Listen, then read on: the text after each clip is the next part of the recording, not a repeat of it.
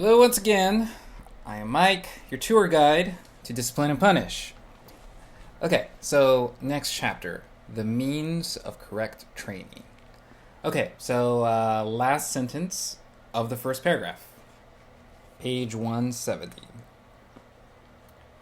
So here it says, the success of disciplinary power derives no doubt from the use of simple instruments, hierarchical observation, normalizing judgment, and their combination in a procedure that is specific to it, the examination.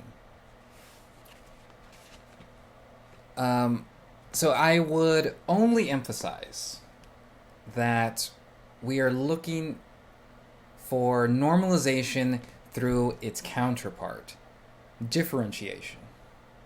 So we look for deviations from any particular point to eventually produce what is considered normal. When we find what is normal, then we can figure out what is abnormal.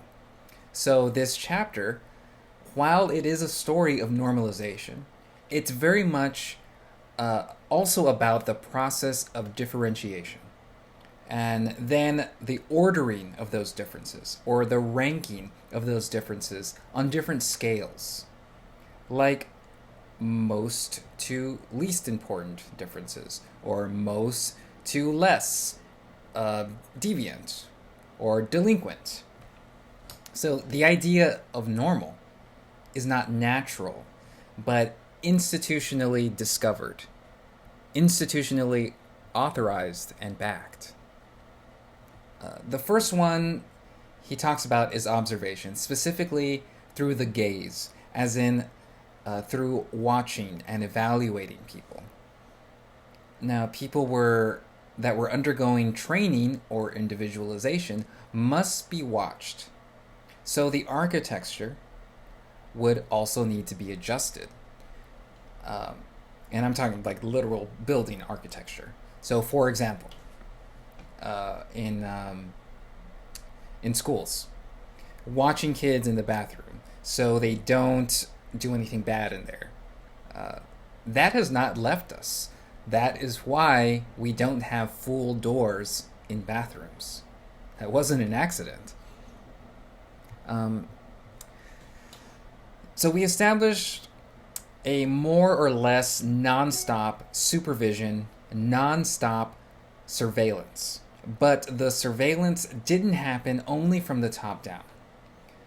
It was an effect of hierarchy and rankings. Each person watches one another. And it's possible to watch your supervisor, since you can always jump rank and go above their heads to report them, right? This is not accidental. It is built into the power of the disciplinary gaze. It hides itself as power. Which makes itself omnipresent and spread throughout the entire social body. Now, this is what Foucault called the uninterrupted play of calculated gazes. That's page 177. Now, another important function is the production and maintenance of hierarchy, as rankings now themselves become rewards. Now, this will have the tendency to close gaps, he says, between the best and the worst, since the worst is compared to the next rank up. So there's hope to move up this rank as opposed to being compared to the top person. This all has the effect of getting people close to ideas of what is normal and what is average. Additionally, even the worst ranked individual becomes useful in the sense that the second to the last ranked person can now claim to be a little bit more normal than the next person. So the positioning itself becomes a micropower. Each rank can make claims on something. So each position becomes relevant to the normalcy of the whole. each rank, no matter how low or how high, becomes implicated in creating what is normal. So we see this incredible paradox that is not so paradoxical through a Foucauldian lens. It is through differentiation, through individualization of individuals, that we are made to feel the same. It is through differentiation that homogenization is possible. It's through differentiation that we create norms and normalcy and processes of normalization. Next, he talks about the examination, which is a pretty straightforward section. But I want to highlight the part about documentation, and that's on page 189. The creation of case files for individuals was becoming more and more widespread, is becoming more and more widespread. So we got stuff like college transcripts, medical records, but we might also include stuff like your purchase history on Amazon, or even more interesting, the metadata that links Amazon to your computer. It's quite literally having a normalizing effect on your purchases. Now, you think about it. Amazon will tell you, you would probably like this product. Really? So how would you know that, Mr. Amazon person? And why are you so good at picking out things that I actually do like?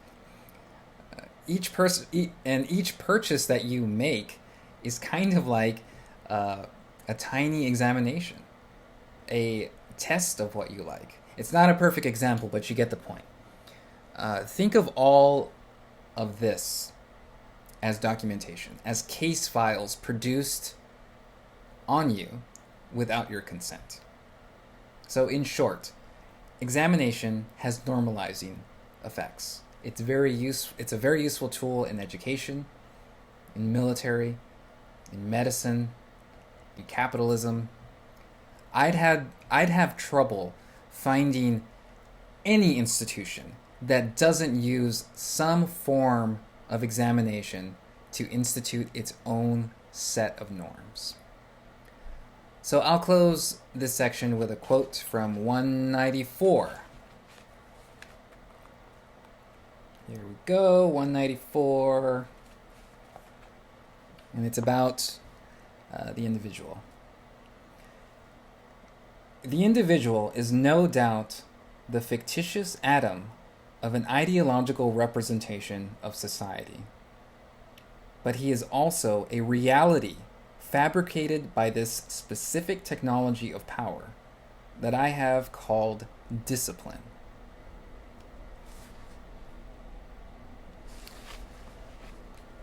So, Foucault reminds us, as he does over and over and over again, we gotta focus on positive power. Okay, so that's it for this chapter. Next video, we talk about the panopticon. So I'm Mike. I'll see you next time.